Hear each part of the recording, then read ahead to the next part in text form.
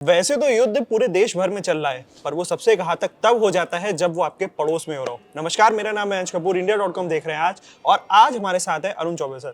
Sir, हमें ये बताइए कि बांग्लादेश में क्या हालात हैं, वहां पे युद्ध फिर से क्यों शुरू हो रहा है? बांग्लादेश में एक्चुअली आप ये कह सकते हैं डिस्टर्बेंस है। वहाँ पर एक तरह से सिविल वॉर की कंडीशन बनी हुई है।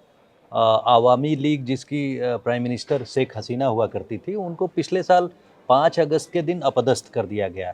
और उनको अपदस्थ करने के बाद वहाँ पर जो मूवमेंट चला था, कहने को तो वो छात्रों का मूवमेंट था, जमात सपोर्टेड मूवमेंट था, लेकिन उस मूवमेंट ने जो सरकार के खिलाफ जिस तरह से आंदोलन शुरू किया, वो राष्ट्रपति के रेजिडेंस तक पहुँच गया। और राष्ट्रपति के साथ में ऐसा लगता है कि उस समय की परिस्थितियों को हम लोग देखें तो उस समय एक तरह से पाकिस्तान की आईएसआई जमात के पीछे उसका सपोर्ट था। और उन सब लोगों ने मिल के जो है उनको अपदस्थ कर दिया। अपदस्थ ये कहा गया कि ये फासिस्ट सरकार है। और मूवमेंट आप देखेंगे कि एक तरह से एंटी रिजर्वेशन स्टिर जो है आंदोलन शुरू हुआ, वो जो रिजर्वेशन के खिलाफ वो आंदोलन इतना बड़ा हो गया, तो आप समझ सकते हैं कि उसके पीछे कितनी डीप कॉन्स्पिरेसी थी।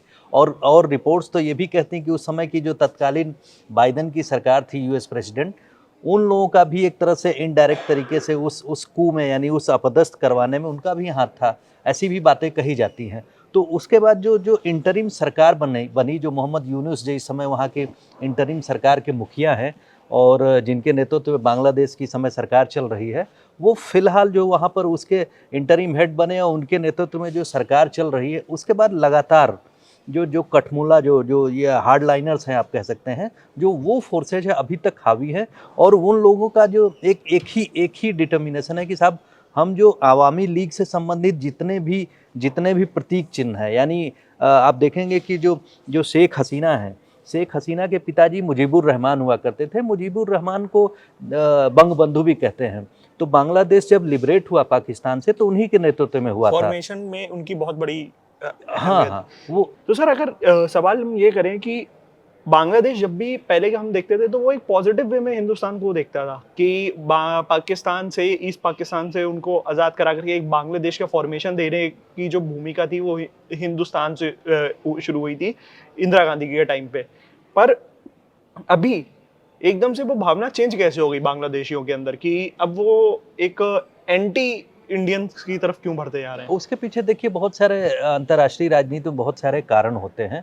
आप देखेंगे कि उसी का एक अंतर्राष्ट्रीय कारण भी है कि आप साहब देखेंगे कि जो हमारे नेबरहुड में हमारे यहाँ जो हमारी जो सरकार है, उसके साथ में एक डेमोक्रेटिक सरकार बांग्लादेश में भी चल रही थी और वो प्रो इंडिया थी। तो प्रो इंडिया थी, तो इस जो जो एशियन कॉन्टिनेंट में जैसा कि रिपोर्ट्स आ रही हैं कि दोनों जो सरकारें एक तरह से थी, आपस में मित्रता थी, तो उससे जो है बगल के जैसे पाकिस्तान में एक तरह से देखा जाए तो पाकिस्तान में असंतोष था। पाकिस्तान कभी ये बर्दाश्त नहीं कर पा रहा था कि उसके देश का टूटा हुआ जो एक भाग है उससे ज़्यादा विकसित हो जाए। वो ज़्यादा विकसित हो गया, वो ज़्यादा अच्छा कर रहा था, तो वहाँ की कॉन्स्पिरेसी लगातार चल रही थी। आईएसआई जो है पूरी की पूरी तरह से लगी हुई थी लगातार इन दिनों पिछले सालों में कि साहब किस तरह से वहाँ की जो स्टेबल गवर्नमेंट है, अवामी लीग की जो शेख हसीना की जो सरकार है, उसको कैसे जो है डिस्टेबलाइज किया जाए। वो चौथी बार इस बार जीती थी और लोग वहाँ पर एक आंदोलन जो खड़ा, जो मैंने अभी जिक्र किया, उस आंदोलन में कहा जा रहा था कि वो फासिस्ट तरीके से जीती। उन्होंने अपोजिशन को ख़त्म कर दिया। जाहिर सी बात है वो एक अलग कारण है, वहाँ के इंटरनल रीजन्स हैं। लेकिन ये जो जो पाकिस्तान में अस्थिरता थी और आईएसआई, उन लोगों ने क्या किया, सबके मिल के जो है एक तरह से जो जो जो कॉन्स्पिरेसी करके वहाँ की सरकार के खिलाफ आंदोलन छिड़वाया, जिसमें कि हार्डलाइनर एलिमेंट्स का बड़ा रोल है। उन्होंने स्टूडेंट मूवमेंट का तो चोगा पहना, लेकिन उसके पीछे जमात, हार्डलाइनर्स और पाकिस्तान की आईएसआई का बड़ा हाथ माना जाता है। दूसरी बात, एक बात आती थी कि जो उस समय कुछ दिन पहले उसके वो भारत आई थी, एक तीस्ता जो जो हमारे जो भारत और बांग्लादेश के बीच में बड़ा समझौता हो रहा था, वो पहले जा रहा था चाइना की तरफ। प्रो चाइना एग्रीमेंट होना था, लेकिन चाइना को मना करके उन्होंने है भारत के साथ जो है संधि की। वो भी एक कारण माना जाता था कि उसकी वजह से भी जो सब लोग, जो चाइना का भी उसमें एक तरह से समर्थन था कि इस सरकार को जो न रहने दिया जाए। तो बहुत सारे उसमें कॉन्स्पिरेसी के रीजन्स हैं इंटरनेशनल राजनीति में। उसके बाद जब इनकी सरकार अपदस्थ हुई तो फ्री हैंड मिल गया, एक तरह से जो हार्डलाइनर एलिमेंट्स हैं उनको फ्री हैंड मिल गया। और उसके बाद उन लोगों ने, जो मैंने जैसे अभी कहा कि जो जो 1971 की जो बांग्लादेश लिबरेशन से रिलेटेड और मुजीबुर रहमान की सरकार से जितने भी उनके रिलेटेड स्मारक हैं या उनसे संबंधित जो जो जो बिल्डिंग्स थी उसको ध्वस्त करना शुरू कर दिया। आपने उस समय पिछले साल देखा होगा कि उनसे संबंधित जो स्टैच्यूज हुआ करती Statues थी, थे। जो जो ग्रांड स्ट्रक्चर थे, उसको भी डिस्ट्रॉय कर दिया। तो इसका मतलब ये जो घृणा है ना, वो एक एक जिस व्यक्ति ने राष्ट्र का निर्माण किया उसके प्रति इतनी घृणा जो है, उसका आप कारण समझ सकते हैं कि कहीं दूसरी जगह से प्रेरित हो रहा था। और अभी मैं कल की बात बताऊं जिस पे हम लोग बातचीत कर रहे हैं कि साहब कल ऐसा क्या हो गया। कल उन्होंने जो है आवामी लीग के जो प्रेसिडेंट, उन्होंने जो शेख हसीना है, वो ऑनलाइन संबोधन करने वाली थी अपने जो जो उनका छात्र संगठन है, लीग का जो छात्र संगठन है, छात्र लीग, उसको ऑनलाइन संबोधित करने वाली थी रात को 9 बजे। उसके पहले ही वो जो वहाँ का जो जो जो जो एक ऑर्गेनाइजेशन है छात्रों वाला, उसमें मैंने कहा कि वही हार्डलाइनर एलिमेंट्स हावी हैं। उन लोगों ने क्या किया कि उन लोगों ने एक बुलडोजर प्रोसेसन की कॉल कर दी, सोशल मीडिया पे कॉल किया कि साहब हम लोग जो है वो जो ढाका में स्थित मुजीब साहब का वो रेजिडेंस है उसके खिलाफ बुलडोजर प्रोसेसन करेंगे।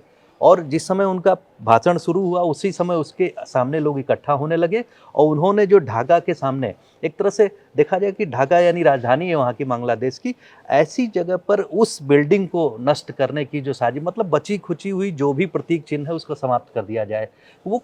लेकिन उसमें जो उन्होंने एक बहुत अच्छी बात कही कि आप किसी की सोल, किसी की आत्मा को नहीं मार सकते हैं जनमानस से। आप बिल्डिंग को ध्वस्त कर सकते हैं, प्रतीक चिन्हों को हटा सकते हैं, लेकिन जो वहाँ के जो जनमानस के सोल में रची बची बात है उसको नहीं खत्म कर सकते हैं। तो ये एक तरह से देखा जाए किसी भी देश के लिए बहुत दुर्भाग्यपूर्ण है कि जिस व्यक्ति के साथ में, जिस आंदोलन के साथ में उस देश का निर्माण हुआ, उन्हीं सब चीज़ों को आप नष्ट कर रहे हैं। सर देखिए, जैसे आपने ये सारी बातें बताई, ये सब हमारी जनता को बहुत आसान शब्दों में भी पता चली। एक ऑफ द टॉपिक अगर हम क्वेश्चन करें तो इंडिया जो है इंटरनेशनल फोरम्स पे बोलती है कि इंडिया के डिप्लोमेटिक रिलेशंस है बहुत सुधरते जा रहे हैं। बट अगर हम खुद ही ऑन द पेपर अगर मैप ड्रॉ करें इंडिया का, तो starting from our neighbours, very neighbour Pakistan, Afghanistan, China, Nepal, Bangladesh, Bhutan, Sri Lanka, India is surrounded by all the enemies. सब तरफ से उसको एनिमीज से घिरा हुआ है। तो हम ऐसे इंटरनेशनल फोरम पे कैसे कह सकते हैं कि इंडिया जो है डिप्लोमेटिक रिलेशंस में सुधार भी कर रहा है? देखिए ये बहुत कॉम्प्लेक्स इशू है। इसको हम लोग बस इस तरह से कह सकते हैं कि आपके पास चॉइस ये नहीं कि आप अपने पड़ोसी बदल दें। जैसे हाँ। आप अपने पेरेंट्स को लेकर आपकी कोई चॉइस नहीं है, हाँ। उसी तरह से आप अपने पड़ोसी नहीं बदल सकते हैं। हाँ। वही अंतर्राष्ट्रीय राजनीति, अगर हमारे बगल में इस सब कॉन्टिनेंट में पाकिस्तान हमारा पड़ोसी है, जो कि किसी ज़माने में बृहत्तर भारत का एक हिस्सा हुआ करता था, बांग्लादेश भी हिस्सा हुआ करता था। इवन हम लोग म्यांमार, रंगून जिसको कहते हैं, हाँ। बर्मा तक हम लोग की सीमाएं जाती थी, इधर अफगानिस्तान तक हमारी सीमाएं थी। तो वो ये जो कॉन्टिनेंट है, ये जो जो डिवीज़न हुआ है, अपने ही लोग जो डिवाइड हो गए हैं, वो एक अलग बात है। लेकिन जो मैंने कहा पड़ोसी नहीं बदल सकने की बात, तो उसमें अगर वो लोग किसी खास कारण की वजह से जो हमारी स्टेबिलिटी, हमारी प्रोग्रेस है, हमारी डेवलपमेंट है, उसके साथ वो जो एक क्या कहते हैं, आप यूँ कह सकते हैं कि उसके साथ वो पेस, वो स्पीड नहीं मेंटेन कर पाए हैं, तो उसका भी ग्रज है। दूसरी बात, हम लोग जिस तरह से स्वस्थ डेमोक्रेसी के साथ आगे बढ़ रहे हैं, चाहे वो पाकिस्तान हो या फिर इस समय बांग्लादेश की बात है, उनके लिए परेशानी का कारण है। हम लोगों ने अफगानिस्तान के साथ इस समय डिप्लोमेटिक रिलेशन सुधार इसलिए लिया है कि आप डिप्लोमेसी में आप कह सकते हैं कि शत्रु का शत्रु अच्छा दोस्त होता है। तो पाकिस्तान और अफगानिस्तान के बीच में जिस तरह की आपस में लड़ाई चल रही है, आपस में जिस तरह से गुत्थम गुत्था चल रही है, उसमें जाहिर सी बात है अगर हम लोग अफगानिस्तान के साथ हमारे डिप्लोमेटिक रिलेशन ठीक हो रहे हैं तो वो अच्छी बात है, एटलीस्ट एक फ्रंट पे। चाइना के साथ में हम लोगों कह सकते हैं कि हमारा प्रतिद्वंदी है, आने वाले समय में बिगेस्ट जो राइवल चाइना है, लेकिन वो दूसरे स्तर पे है। हमारी चाइना से देखा जाए अगर प्रतिद्वंदिता है तो दूसरे कारण है, क्योंकि हम लोग जो डेवलप्ड इकोनॉमी की तरफ बढ़ रहे हैं और जो चाइना की अर्थव्यवस्था है हमसे 5 गुना बड़ी है, तो हम भी अपनी अर्थव्यवस्था को बढ़ा रहे हैं। तो वो राइवलरी एक दूसरी चीज़ है।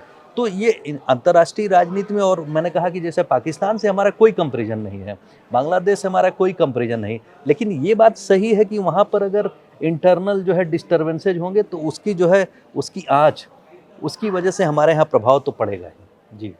तो जैसा कि सर ने बताया, वो अटल बिहारी वाजपेयी की लाइन जो सर ने कोट करी थी कि आप अपने दोस्त तो बदल सकते हो पर आप अपने पड़ोसी नहीं बदल सकते। इसी के साथ हम इस वीडियो को एंड करेंगे। ऐसी वीडियोस के लिए बने रहिए India dot com. Sir, thank you for watching. धन्यवाद।